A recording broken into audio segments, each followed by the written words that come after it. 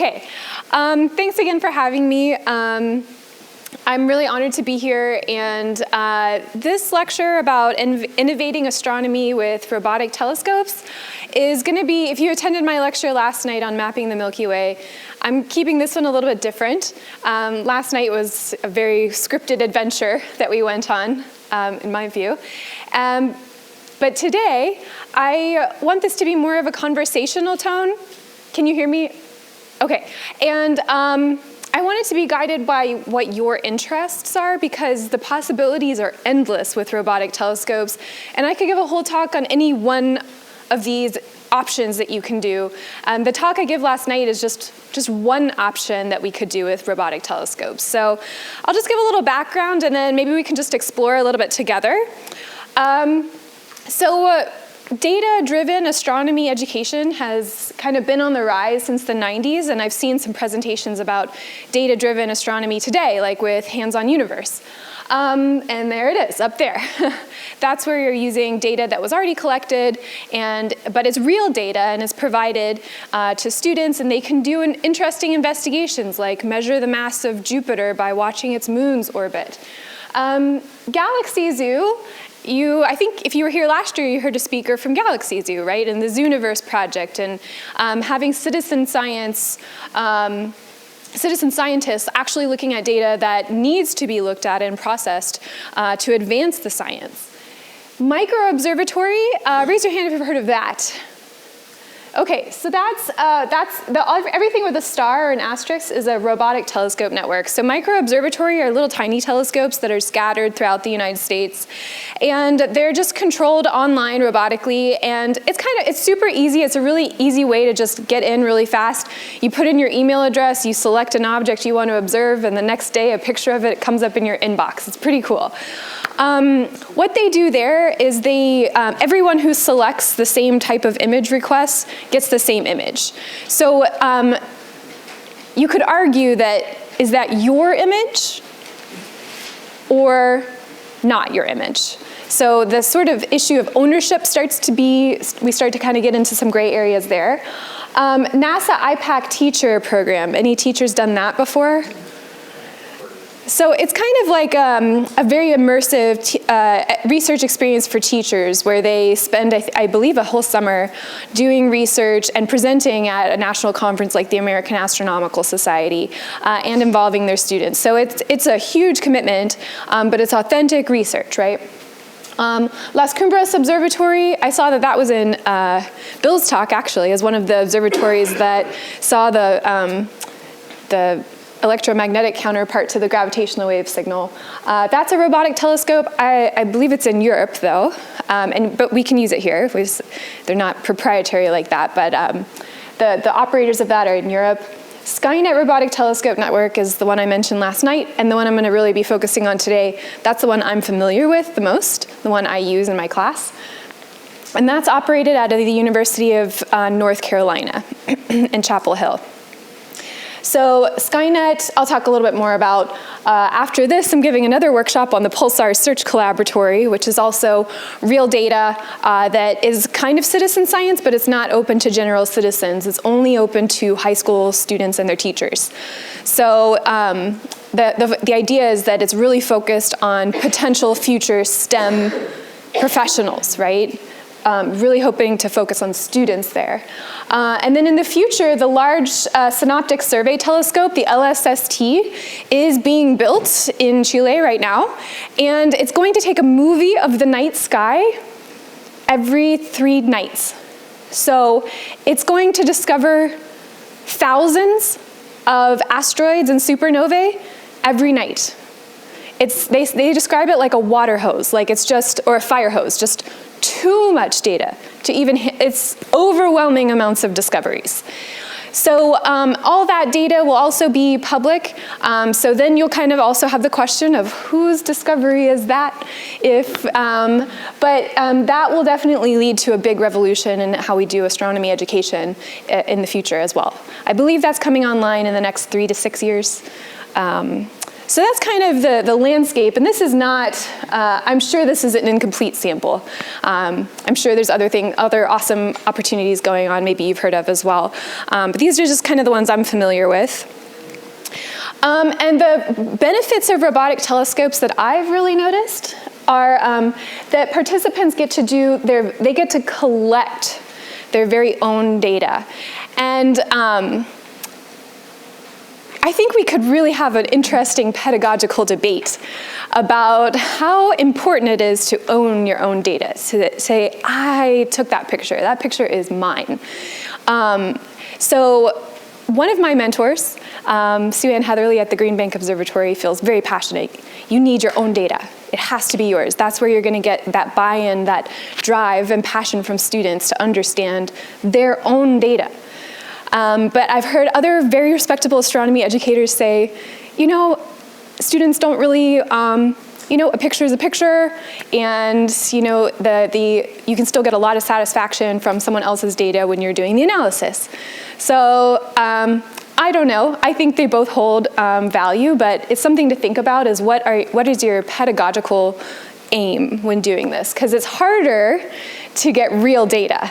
It's harder, there's more mistakes, it's more real life. So, but the benefits are that with Skynet, there's telescopes all around the world, about 24, I believe. And so that day-night flexibility is really nice. I can use a telescope, an optical telescope, during my class if that optical telescope is in Australia, right? Because it's nighttime there. So that is really, really nice. We also get that north-south flexibility, so telescopes in the southern hemisphere see different things than telescopes in the northern hemisphere. And so you just have the whole sky that's available to you. You don't have to travel, which is a big deal. And you don't have to have access to dark skies. These telescopes are already in locations that have dark skies. The image quality is really high. These are used actually primarily for research. I think it's about 10% of their time they're used for education, which is everything I've used it for. I have not used it for my own personal research. I'm an educator. But professional astronomers are using these telescopes for lots of their own research projects. And it's pretty low cost because it's sort of shared use. I believe Skynet is $75 per hour of telescope time, which is a lot. An hour of telescope time is a lot. To take a picture of, Saturn, you need less than 1 second. So you can do a lot with an hour. I think they want you to buy a minimum of 100 hours. So that's kind of a bigger investment. Yeah, that kind of gets you. I suppose for a district that's going to share it between 6 to 10 schools. Yeah, you might need to get a little creative. At WVU, at West Virginia University, we use student lab fees. And that amount of telescope time for 200 students every semester lasts me the whole year, really. So you could get one big time investment. It doesn't expire. You know what I mean? Yes? Does it use filtering? Because if it's like a single image visible light, but if it's like through 3 filters, that'll add to like 10 minutes of time. Yes, it does. Yeah. So if you want to take a picture of a Messier object in a red, green, blue filter, and you want 60 seconds for each of those, that's 3 minutes of telescope time. So it can add up depending on what you're doing, for sure. So I guess that minimal cost is sort of in quotes, right? But I really do think, if you can get that big investment, and maybe Dan Reichert at UNC can work with you. I email him all the time. I'm like, there's a bug over here, there's a bug there. Can you, just this semester, I was like, I need this telescope time tomorrow, and my university is going to take a month to pay you. And he made it happen. So, they are really nice to work with you. And there's a priority system, so some professional astronomers will get priority. The whole Skynet system was started for the prompt telescopes, which are here in Chile on the Atacama Desert at Cerro Tololo Observatory. And that's Dan Reichert, the UNC creator of Skynet. He researches the afterglow from gamma ray bursts. So if there's a gamma ray burst trigger, all the telescopes are going to go look at that. It doesn't matter if you've said, well, I want to look at something else. So there's that priority system. But you really need minimal expertise to do this. I did a demonstration last night of how quick it is to use that radio telescope in Green Bank. I did it live. That's another exciting thing. And my students, for something like that, they're like, oh, that's all we have to do? And I'm like, yeah, then you have this amazing data of the Milky Way. So it's really easy access in that sense. So these robotic telescopes, the ability to collect data allows you to do research, experiences. I feel like the Milky Way project that I talked about last night was really an example of an experience, right? Where you can do that together with your students. So this or course-based undergraduate research experience, or cures, they're sort of quasi-cures if they're not, maybe you're not going to publish whatever you're finding. We had a good discussion of what is science, what is research last night. But you can really enact authentic scientific practices with robotic telescopes. There's always the possibility of discovery. I know one educator, his students were using the telescopes and they wanted to take a picture of a black hole in some galaxy. And he was like, sure, go for it. He didn't tell them like, it's black hole. But they just happened to take a picture of that galaxy when a supernova went off. And they had one of the first images that helped inform supernova modeling. So you never know, right? You just never know what's going to show up in your imagery, which is kind of the exciting thing. And my students, when I do some asteroid projects, they find some other little dots in their image that they're like, what is this? And I don't know. I'm not an asteroid astronomer. I'll send it off to my asteroid astronomer friend person, and he'll say, oh, it's this one. But you never know. So you can publish findings, maybe. You can have broader relevance beyond the classroom. I showed that quote from my student last night who's a future teacher about how this informed her teaching or her pedagogy and how she thinks about teaching. So, that wasn't necessarily my, if I were going to write down my goals, I probably wouldn't have thought to write that down. But once I heard that, I was like, yeah, that's a really good outcome. I'm really glad that happened. We've got that collaboration element, which is increasingly becoming important in science, as we've seen with LIGO and gravitational waves. That's a big lesson we might want to teach our students about how to collaborate. And then that messiness, and you got to retake your data. Maybe the shutter didn't open all the way. Maybe there are some weird clouds. Maybe something else happened. We've seen a beetle sitting on the CCD camera before, like a bug was sitting on the camera. Yeah, so there's just weird things that happen that is real life. And with my college students, I do have to continually talk about how it doesn't mean you did something wrong. It doesn't mean you're stupid. This is part of the process, so embrace it. And we just keep coming back to that. So, but that's also, those are some frustrating points. So you have to kind of manage that as the educator. So let's talk a little bit about Skynet in particular. That's the website, skynet.unc.edu, and I'll go to it in a second. But each of my students, I give a unique login. So they set up their username and login password that they access Skynet, and they have access to their own data. There's also some shared and sample data, so people can collaborate across logins. I also created just a general account for my class, so that I took a couple observations with that account, so that if anyone else's data is so terrible they can never use it, they still have some data to use, right, through this other account. All the data analysis is online, which is really great, which is a strength of the JS9, right, that you had mentioned, whereas like Salsa J you have to download. The data analysis software or accompaniment to Skynet is called Afterglow, and I'll show you how that works. But it's all online, so you don't have to worry about downloading any special software or version control or compatibility issues. It's just all online, which is really nice.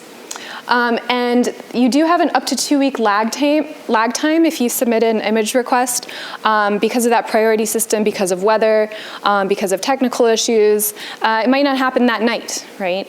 And so Skynet will try for 14 days, for 2 weeks, to try to take your image. And if it doesn't happen, then it won't charge you for that credit that you've tried to use because you didn't use it.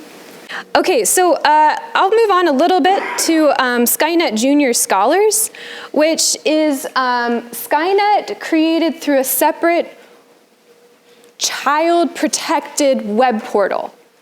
So Skynet itself does not guarantee, if you're 13 or 13 and up, there's like child protection laws, right? And so Skynet doesn't, it's for professional astronomers and, 18 and up. But Skynet Junior Scholars is for 13 and up, and so it has extra protections for child safety. And so it uses Skynet, but through this other portal, skynetjuniorscholars.org. This project called IData, which stands for Innovators Developing Accessible Tools for Astronomy. So these are actually blind and low vision youth working with astronomers and computer programs to to program Skynet telescopes and read data through different methods. Because an image is just a spreadsheet. Somebody said that earlier, right? And screen readers, which blind and low vision people use to use computers, can read spreadsheets. It's just some numbers, right? An image is just numbers. And so you can do a lot with that data, even if you can't see it, which is really exciting. And I have a couple tactile images that were printed. They were taken using Skynet by a blind student and then printed with a tactile printer with Braille. So I'm going to pass these around. You can just, they're all identical, so I'll just kind of give you one, and if you can kind of pass them back maybe. But you can kind of get a sense of what's possible for this group as well. And they have a STEM video showcase that was through, NSF was having a competition of STEM videos, and they won. I'm an external, or I'm on their external advisory board. So it's been a really amazing learning experience for me. When I teach in my classes, I haven't personally had a blind student, but like the video said, this is for sighted people as well. We tend to think, who can do astronomy? Oh, blind people can't do astronomy. But all of my students are learning blind people can do astronomy, and that's good for society at large. I also have my lab students who are in the lab. They do independent projects. And let's see here, sorry. They do independent projects, and I allow some of them to do like a tactile image. So some of them will like use paint pens or create some sort of visualization that's not a visualization that's tactile, and they'll present to their peers as other ways to learn. So it's good for everyone, right? These are just multiple learning modalities, and so just because you don't have a blind student doesn't mean that this is not relevant, right? I've had a lot of interest from students in in this type of stuff. So let me keep going. There's also, Skynet is also accessible for ASL. And I did work with a few of the the deaf students for this project. And I learned again so much that, for example, ASL doesn't have a word for galaxy, or there's not a sign for galaxy. So something like as simple as galaxy has to be fingerspelled, like Galaxy every single time. And so there's a lot of resources for learning about astronomical objects and vocabulary that we take for granted. But once these students created their own sign for galaxy to use in their little Skynet Junior Scholars Club, then it was really easy to communicate about different types of galaxies because you could talk about orientation and stuff with your hands just like that. So there are some advantages to using, again, these different learning modalities. And this is Connie Gardner.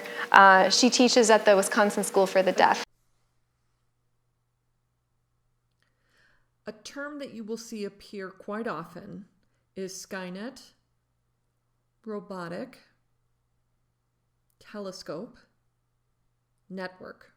Let me take a moment to explain what that is.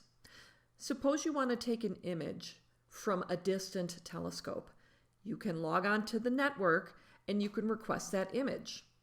The network itself will determine the exact date and time to take that image. And when that time comes, it will take control of that telescope, either the optical or radio telescope. At the time, I was doing some evaluation for the project and interviewing students, and I had a translator who was translating the ASL for me, and one of the students said he wanted to be the first deaf astronomer, because we don't have one deaf astronomer, which is crazy, right? So hopefully we can start changing that with these projects that really broaden accessibility to everyone.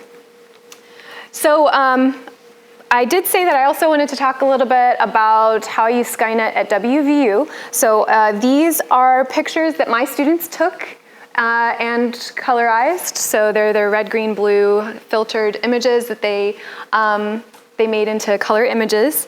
And I show students, every semester I show this to students as a way to kind of get them interested. But I think these are really gorgeous images, actually. And we used, the students who made these images also wrote, I know this is a lot of text, they wrote a little paragraph about what it means to them to contribute this to our library's Appalachian Futures exhibit. So that was an art in the libraries exhibit, and so we're actually having that interdisciplinary collaboration where we're having astronomy used for an art project, and we're telling the story of how our region is a leader in astronomy, which is really empowering for a lot of our youth to hear about, hey, West Virginia is more than just coal, it's astronomy, it's a leader in astronomy, right? So it was pretty nice to see that on display at our library. So that's just one of the options that we did. I mentioned students can find asteroids. So my student labeled, Juno is there. It's the one point of light in this image that's not in the other image. So that's really easy to do and exciting. Last night I talked about the Milky Way investigation with the 20-meter telescope. And like I said, that's the only radio telescope on the network. But you can also get data beyond this hydrogen signal that we worked with last night. You can make maps of, for instance, the galactic center and just sort of broadband radio waves rather than that very special 1420.41 I talked about last night. You can take data of pulsars as well. So there's a lot you can do that I didn't show last night on the Green Bank 20-meter telescope. So my students, I've just surveyed them like this is really just from the first semester I ever tried this, so I think it's a little lower than it would be now, but 73% of students agreed that their interest and enjoyment of the course was enhanced by Skynet. 62% of students said that their understanding of the content was enhanced, and 57% agreed that their confidence in doing research was enhanced. So that's the lower number. I think it was the first semester, I had some bugs, and it can be frustrating, but that's the authenticity of it too, right? So these are the labs I do in my, we have a lecture and a lab class. These are the labs in the lab class where students can dig in more. The blue ones are the ones that are adapted the ones with the stars are adapted from UNC, and the blue ones are the ones that use Skynet. So you don't need Skynet for like solar observing. We just use data from like SDO or something. But most of the labs use Skynet in some capacity. I know this is a really famous or a really common lab most people use measure the mass of a planet based on the moon's orbiting. And like you were saying earlier, is really, really high percentage errors. It's very sensitive to changes in measurement, but the process is correct, and it's about the process. So you can kind of see, one of my students made a video. Maybe we don't need to watch it. And then I mentioned last night with my Milky Way project that you can go further with that exact same data I passed out and calculate how fast everything is orbiting the galactic center. And so this is a graph my student made. She was very skilled with Microsoft Word and Excel. But she made this graph of how fast the velocity of hydrogen clouds going around the galactic center, and then calculating the mass enclosed in their orbits and showing that it continues to increase, implying the existence of dark matter. And that they do these independent projects, which I'm sure you guys have done independent projects with students. They can be pretty empowering. Here's one of my students that she took a pulsar plot some data I collected the year prior. Then she collected her own pulsar plot, and she compared how fast the pulsar was spinning and showed that it was slowing down over time, and she could calculate how fast it was slowing down, how slow it was slowing down. So that was really cool and really actually simple to do. It sounds so advanced, but it's really not. Once you have the right access, the right equipment, it's really accessible and very empowering. Another student, for her independent project, she measured how, if there are more blue or red stars in a star cluster, I believe. And that's super easy to do as well. You just take some pictures of star clusters and measure red versus blue filters. Another student used the radio telescope to map how the radio signal from the moon changes over the moon's cycle, and calculated a correlation with the visible portion, like how much of the moon is illuminated in visible light versus how much is shining in radio waves. And so that was pretty advanced. And like I said, we have this data for an exoplanet where you can see the dip. And here's the, I think one of the, here's the actual data, I think, plotted in Excel. And I think we can even get it looking better than that. But all of this was possible just because of a little bit of telescope time. So feel free to use that Astronomy 106 username and password. Like I said, you won't be able to take new observations, but you can explore and analyze all of this archived data. I'll say thank you to Dan Reichert. He's the leader of Skynet at UNC. Kate Meredith, she leads the IData project that we watched, and she used to be the education leader at the Yerkes Observatory in Wisconsin, but that closed, so she's like a one-woman powerhouse carrying on without an observatory. Connie Gardner's from the Wisconsin School for the Deaf, and then of course all the students I've worked with. I've got a bunch of references if you're curious. That we've got some publications about the blind, low vision, deaf and hard of hearing engagement, including where to buy a tactile printer and stuff like that. So thanks.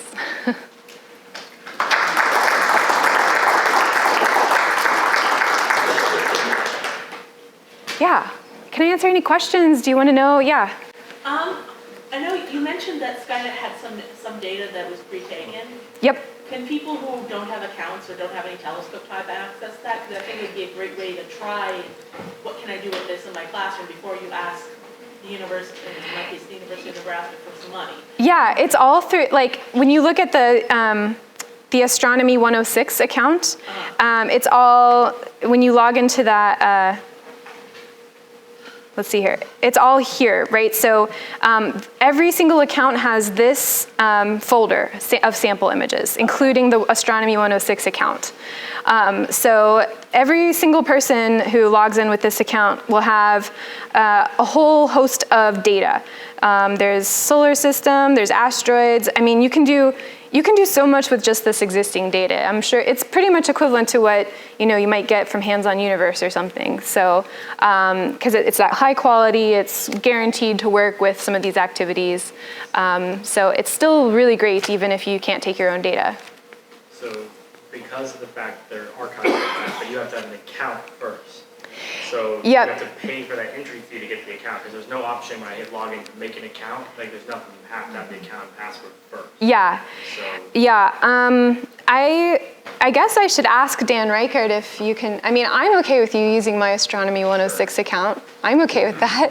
But maybe I'm breaking a rule. I guess I should check. And if you want, like I said, they want to help. So I can put you in touch with them, and I know Dan Reichert is like writing NSF proposals all the time to try to get educators to try his stuff. And if you're on his proposal, then you don't have to pay because you're doing him a favor. So there's a lot of opportunities. Don't feel like intimidated just by the cost. There's ways around it. So don't let that stop you if this is really something you want to do. So I did see on the front page where it said they have some kind of scholarship. Well, they have 100 hours of telescope time that they'll give to people if you have a project. So you send in what you want to do, they'll review it in a couple weeks, and if they say it's okay, they'll... And if you have your own telescope that you connect to the network, then you get access to some other telescopes, right? So it's shared use, yeah, and you guys are building some telescopes, right? So, and they have some specs of like, what kind of sensors they need, like weather sensors and dome sensors. But it's pretty straightforward. We're working on that at WV. We're working on building our own observatory, and we're gonna connect it to Skynet, and then hopefully ultimately have that shared resource that we don't have to pay for every semester, because we'll be able to use our own telescope and share. Yeah. Are there any lesson plans included there if one has no time to prepare this, like you have kind of one semester thing? Yes. So all of these labs are basically college level labs, but maybe for your advanced high school student, they could do some of the more basic ones. I mean, you might not be doing dark matter, but maybe you do, I don't know. So these are all from the university, from UNC, and they're just PDFs ready to go. They use WebAssign, but you don't have to use WebAssign. This is just a PDF.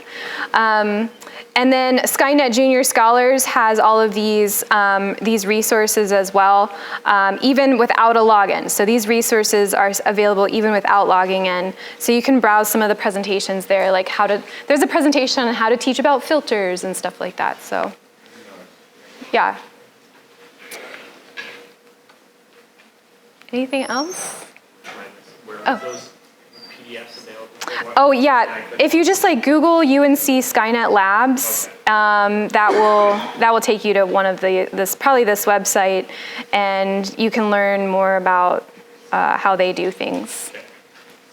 Yeah. Let's thank our speaker again. Thank you guys. Thank you.